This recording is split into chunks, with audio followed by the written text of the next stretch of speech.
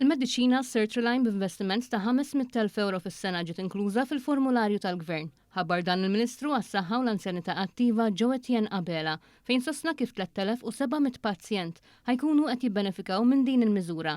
Dr. Abela qal kif fil-qasam tal-venous thromboembolism VTE il-Gvern se jestendi l-aċċess għal mediċina Rivaroxaban. Din il-mediċina se tkun disponibbli kemm għat-trattament kif ukoll għal prevenzjoni tal-VTE skont il-ħtieġa klinika tal-pazjent. Ħabbar ukoll li issa l-formularju tal-Gvern se jinkludi lista ta' 32 mediċini ġodda għal kura paljattiva b'investiment ta' 2 miljun euro fis-sena.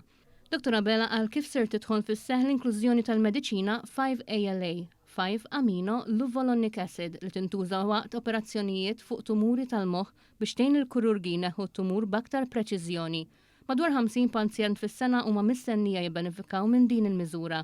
Il-Ministru Abela ħabbar ukoll roħs fuq 70 mediċina differenti permezz ta' kollaborazzjoni bejn l-Awtorità tal-Mediċini u distributuri farmaceutiċi bit-tnaqqis fil-prezz ta' dawn il-prodotti li jilħaq sa 70%.